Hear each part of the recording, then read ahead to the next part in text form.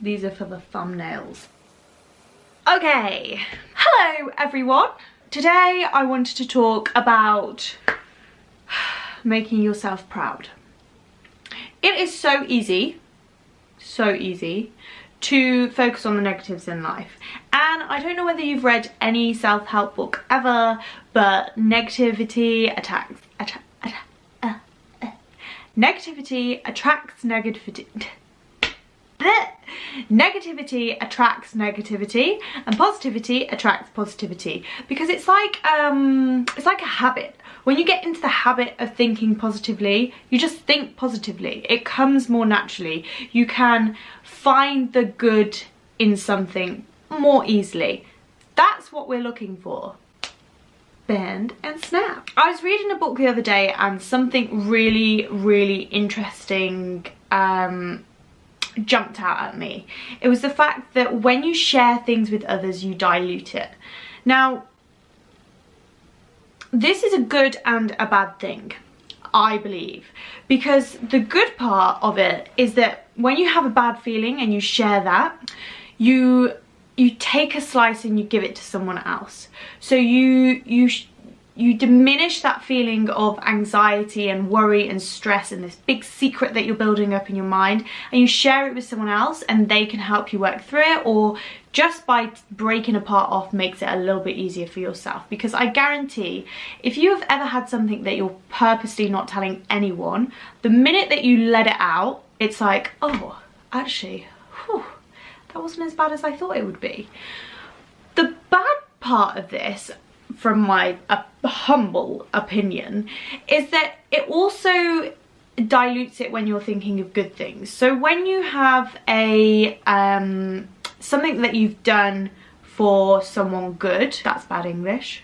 When you've done something good for someone and you're instantly like, oh, I did that for so and so, by sharing it, it takes away some of the benefits of it, some of the positive feelings.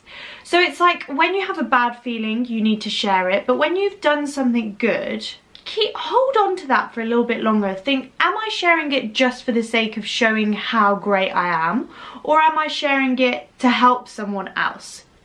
Because sometimes things are good diluted, like orange squash, for example, but sometimes things are bad diluted, like car screen wash. What the? That's a rubbish example, but we'll go with it. On that same line, when you change your tolerances to anything, like Parkinson's law, which states that if you're given a certain amount of time, it will take that amount of time to complete whatever the task is at hand.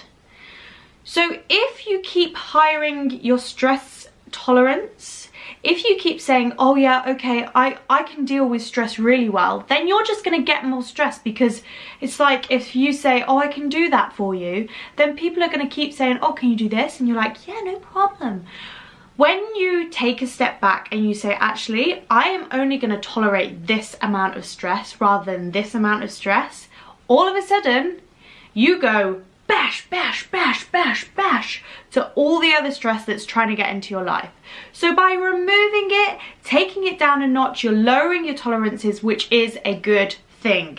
It's great. No one wants stress in their life. It is not cool, it is not big, it is not clever, it does not mean that you are the greatest person on the world because you can tolerate stress. We want a stress-free life. In the overall scheme of things, you want to try and lower your stresses to as minimal as possible, because then you will be able to perform at a more optimum level, which is what we're aiming for. I listened to a podcast and it basically it basically summed up everything that I've just said there. That life is do I want to say that now? Does that make sense? The thing is that life, okay, I'm not going to pass this off as my own because this is definitely someone else's quote. However, it's really good and it reiterates my point that I've just made. So you don't create your you don't create your life first and then live it. You create life by living it. It's mind-blowing. I'll say that again. You don't create life first and then live it. You create life by living it. The idea that we have to achieve this before we can do this, or that having, I don't know, a antelope means you're an accomplished being, means jack. Life is made up of all the little things, and then at the end of the day you think, oh, that was great. It's not completing all the little things and ticking them off the list and then saying you can live life. That's not how it works. So I hope today's video has been helpful. I've enjoyed it. Unfortunately, I don't care what you say. I'm just gonna do what I want to do. If you've liked it, please like and subscribe and give it a thumbs up. And if you didn't like it, then feel free to do the thumbs down and tell all your friends about it. Bye!